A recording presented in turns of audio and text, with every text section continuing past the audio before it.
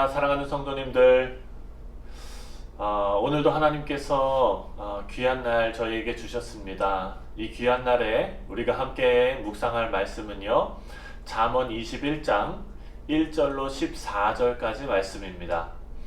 제가 봉독해 올리겠습니다.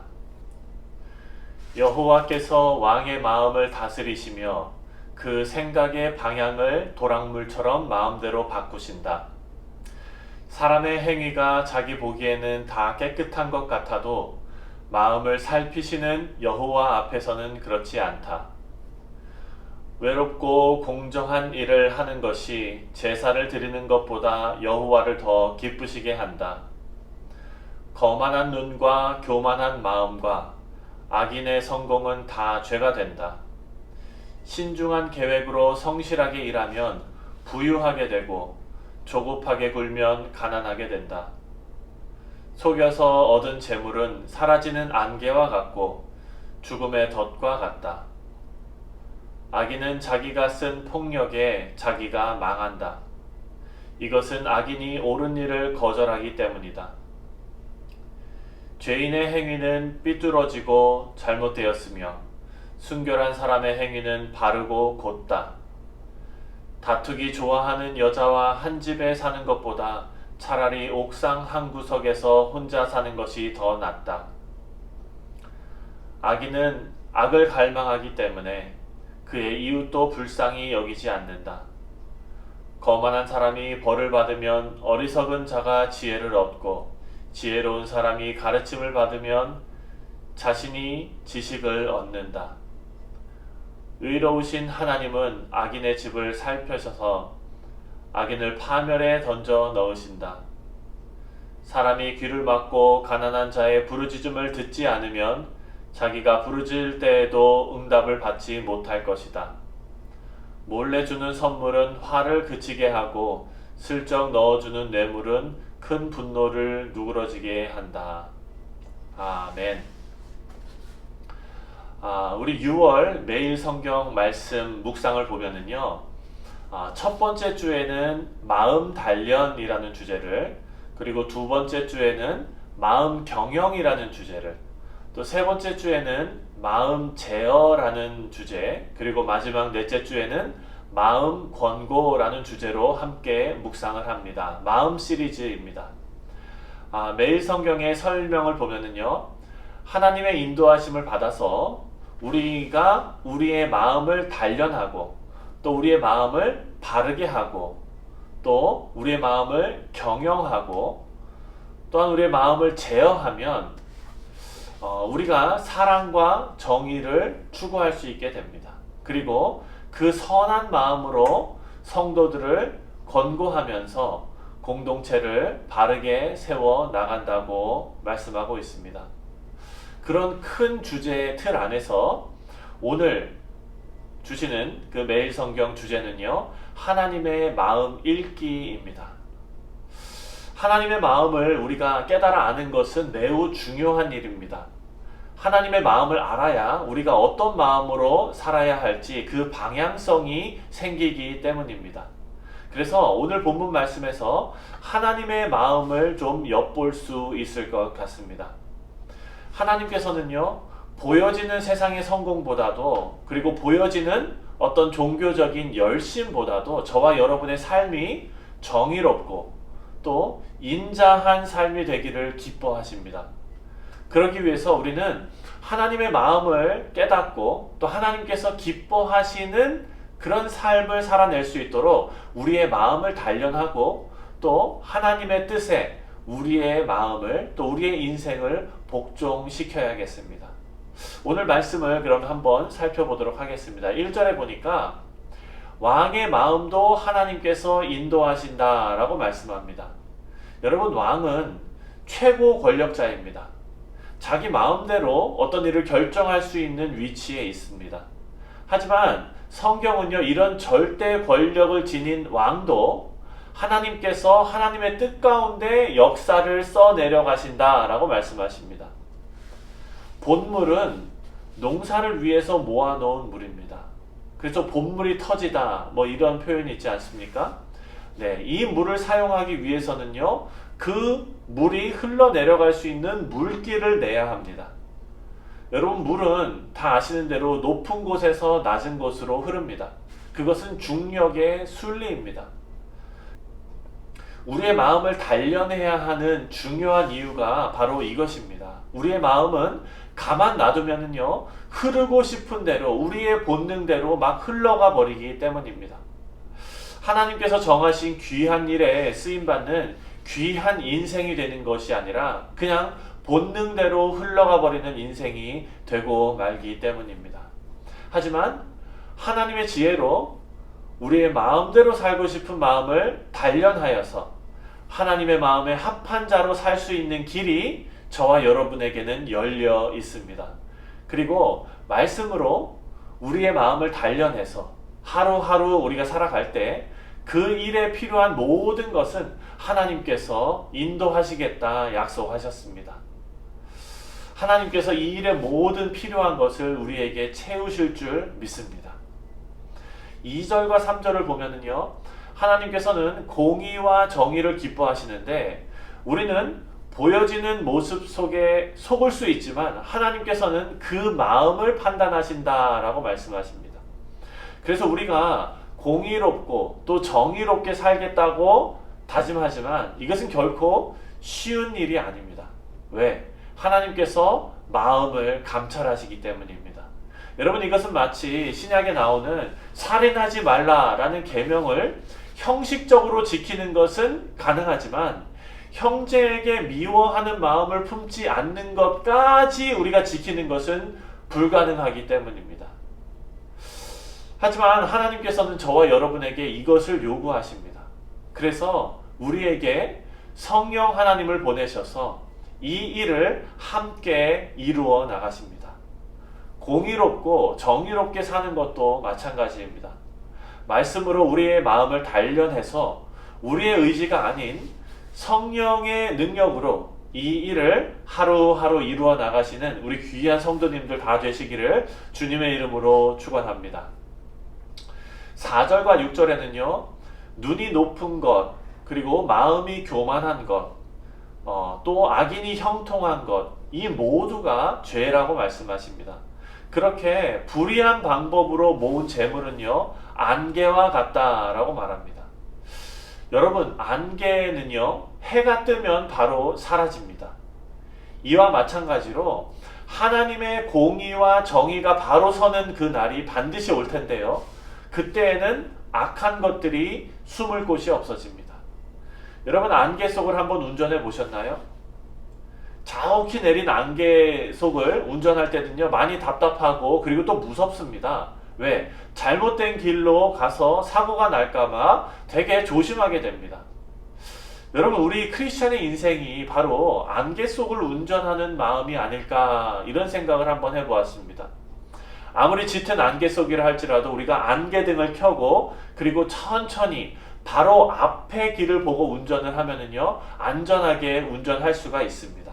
마찬가지로 우리가 아무리 불의가 가득하고 돈이 만능인 이 세상에 살고 있지만, 여러분, 신앙인으로 이런 세상에서 살고 있다는 것은 참 막막하고 불가능해 보일지 모릅니다.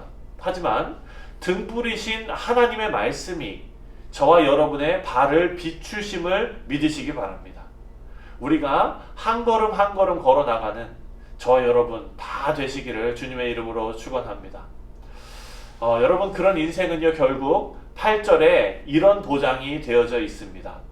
8절 말씀에 불의를 틈타 정도를 벗어난 사람들은 그들의 길이 심히 구부러지지만 하나님의 말씀으로 발을 비추며 따박따박 하루하루 살아간 사람의 길은 고든이라 라고 말씀하십니다. 오늘을 성령님의 도우심으로 여러분, 우리가 정도를 걸어가셔서 하나님의 큰 축복을 누리시는 저와 여러분 되시기를 주님의 이름으로 축원합니다. 여러분, 인간관계에서도요, 우리의 마음을 단련해야 됩니다. 9절에 보면은요, 가정에서도 화목한 관계가 얼마나 중요한지 강조하고 있습니다. 큰 집과 그리고 움막, 옥상 위에 한 귀퉁이라고 표현을 했는데요, 이 두 곳은 정말 큰 차이가 있습니다. 여기서 운막이라는 단어는요, 겨우 비를 피할 수 있는 곳을 말합니다. 그리고 큰 집이라는 단어는요, 그것과는 비교할 수 없는 큰 저택을 의미하는 단어입니다. 하지만 다툼이 있는 저택보다 운막에 사는 것이 더 나을 정도로 이렇게 화목한 관계가 중요하다는 것을 강조하고 있는 말씀입니다. 잘못 읽으면 아내가 싸우자고 덤비면 각방을 쓰던지 아니면 운막에서 혼자 살아라 뭐 이런 말씀이 아닙니다, 여러분. 그리고 또 우리가 잠언 말씀을 읽으면서 상대적으로 조금 불편한 그런 구절들이 있습니다. 그것은요, 여러분, 이때의 시대적 상황이 정말 매우 가부장적인 그런 사회였던 것을 우리가 감안해서 오늘의 말씀을 읽어야 합니다. 가정의 화목을 해치는 요소가 무조건 여자들에게 있는 것이 결코 아닙니다. 우리 성도님들 가정마다 남편, 아내 모두가 가정의 화목을 위해서 화목해 하신 그리스도를 모시고 아름다운 가정을 일구어 나가시기를 주님의 이름으로 축원합니다. 마지막으로 오늘 묵상의 제목처럼 하나님의 마음을 조금 더 깊이 헤아려 보기를 원합니다. 우리 3절 말씀으로 다시 돌아가겠습니다. 3절에 의와 공평을 행하시는 것은 제사 드리는 것보다 여호와께서 기쁘게 여기시느니라 라고 말씀하고 있습니다. 여러분, 구약에서 의와 공평이라는 단어는요, 패키지로 같이 사용되는 단어입니다. 의와 공평이라는 단어는요, 이처럼 짝을 이루어서 많이 등장하는데요, 특별히 거룩한 성도의 삶을 표현할 때 많이 쓰이는 그런 말입니다. 3절 말씀을요, 다시 한번 정리하면은 이런 것입니다. 거룩하게 사는 성도들의 삶은 제사 드리는 것보다 여호와께서 기쁘게 여기시느니라 라는 말씀입니다. 여러분, 우리는 계속해서 지금 10장부터 잠언 10장부터 쭉 이어지는 솔로몬의 잠언을 지금 묵상하고 있습니다. 오늘 3절 말씀도요, 솔로몬이 쓴 솔로몬의 잠언입니다. 솔로몬은 지혜의 왕으로도 유명하지만 솔로몬이 또 유명한 거는요, 일천번제로도 유명합니다. 열왕기상에 보면은요, 솔로몬이 일천번제를 바치는 장면이 나옵니다. 그리고 이어서 하나님께서 솔로몬에게 나타나셔서 소원을 들어주시는 그런 장면도 이어져서 나옵니다. 정말 환상적인 장면이죠. 일천번제를 드렸더니 하나님 앞에 전심으로 번제를 드렸더니 하나님께서 직접 나타나셔서 내 소원을 들어주신다. 여러분, 솔로몬의 제사가 이 일천번제가 얼마나 유명했으면 제가 어렸을 때 일천번제를 드리는 것이 유행이었습니다. 헌금을 고등학교 올라갈 때서부터 시작해서 헌금을 1000번을 드리는 것입니다. 여러분, 그러면은 고등학교 졸업하고 대학 들어갈 때쯤 되면은요, 1000번째, 1000번째를 끝내게 되는 것입니다. 그런데 그 시기가 대학교 들어가는 시험을 치르는 시기하고 묘하게 맞물려 있는 것도 우리가 주목할 점입니다. 근데 여러분, 여기서 분명히 해야 할 것은요, 그렇게 1000번째를 기억하면서 헌금하신 분들을요, 제가 절대로 폄하하는 것이 아니라는 것을 분명히 말씀드립니다. 그때 당시에 자녀를 둔 부모님들의 간절한 마음이었습니다. 그리고 하나님만이 이 자녀를 책임지실 수 있다는 간절한 신앙의 고백이었음을 저는 믿습니다. 다만 그때 제가 제 어린 마음에 궁금했던 것은요, 솔로몬의 1000번제는요 3년 동안 나눠서 드린 게 아니라 하루에 1000마리 번제를 다 드린 건데 라는 생각이 저한테는 있었습니다. 1000번제라는 말이랑 안 맞는다라는 생각이 좀 들었었죠. 1000번제라고 할 거면 한꺼번에 다 헌금해야 되는 거 아닌가 하는 엉뚱한 생각을 저는 해보았습니다. 여러분, 한번 상상을 해보십시오. 솔로몬은요, 하나님께 제사를 지내는 데 있어서 정말 진심이었습니다. 양 1000마리를 한꺼번에 태운다고 한번 생각해 보십시오. 1000마리를 각을 뜹니다. 그러면 아마도 정말 그 주위가 다 피바다가 됐을 거예요. 그리고 그 1000마리를 한꺼번에 태웁니다. 번제를 드리니까요. 그 냄새와 연기를 한번 상상해 보면 정말 어마어마한 제사였구나 하는 생각이 듭니다. 여러분, 이렇게 제사를 드리는데 정말로 진심이었던 솔로몬이 오늘 본문 말씀 3절을 썼습니다. 오늘 본문 말씀 3절에 보니까 공의와 정의를 행하는 것, 곧 다시 말해서 거룩한 성도의 모습으로 오늘을 사는 것이 제사를 드리는 것, 즉 1000번제를 드리는 것보다 여호와께서 기쁘게 여기신다라고 고백하고 있는 것입니다. 여러분, 주일에 정결한 마음으로 하나님 앞에 예배하러 나오십니다. 저는 여러분의 자녀들이요, 주일 예배에 참석할 때 여러분들처럼 정말 집에 있는 제일 단정하고 제일 깨끗한 옷을 입혀서 예배에 참석하게 하시기를 권면드립니다. 여러분, 그것이 바로 1000번제를 드렸던 솔로몬의 마음이었을 것입니다. 내용을 담은 형식입니다.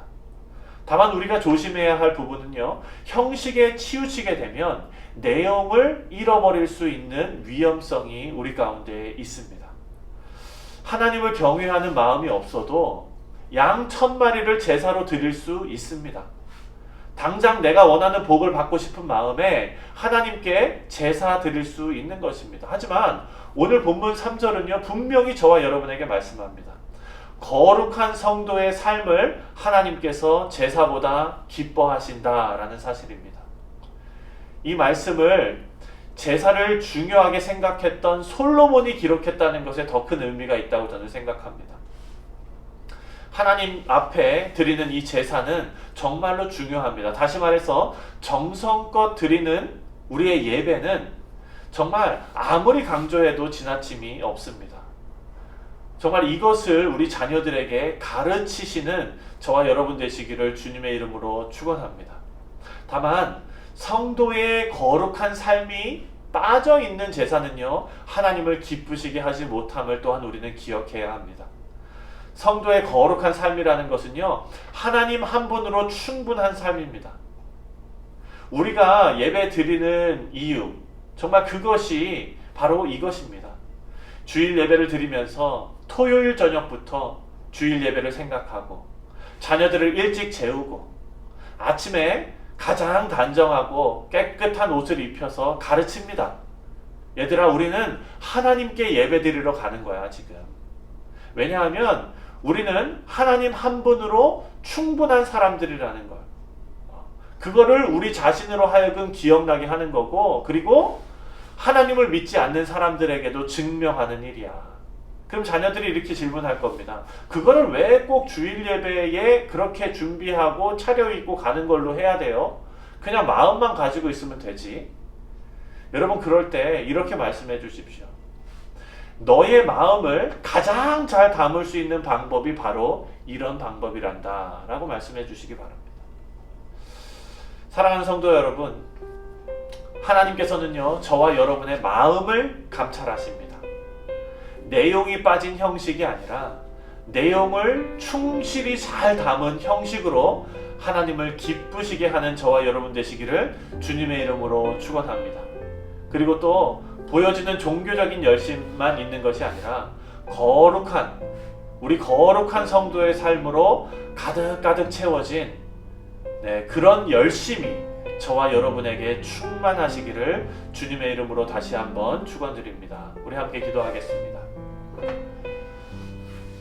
사랑의 하나님, 오늘도 지혜의 말씀으로 저희에게 교훈하여 주시니 주님 감사를 드립니다. 하나님, 우리의 마음이 하나님의 마음을 알기를 원합니다. 하나님께서 원하시는 길을 우리가 걸어가기를 소원합니다. 그리하여 우리 성도들의 거룩한 삶을 통하여 하나님의 마음을 헤아리고 또한 하나님의 마음을 시원케 해드리는 우리 모두 될 수 있도록 주여 역사하여 주시옵소서. 오늘 하루를 말씀으로 시작하는 우리 사랑하는 성도들과 함께하여 주시고, 그들이 일하는 직장과 사업과 그리고 또 학업과 가정 가운데 하나님의 지혜와 하나님의 공의와 하나님의 인도하심이 넘쳐나는 귀한 하루 될 수 있도록 역사하여 주시옵소서. 감사드리며 주 예수 그리스도의 이름으로 간절히 기도합니다. 아멘. 네, 사랑하는 성도님들, 다시 한번 굿모닝입니다. 오늘 하루도 하나님의 말씀과 함께 승리하시고 또 복된 하루 되시기를 주님의 이름으로 축원드립니다.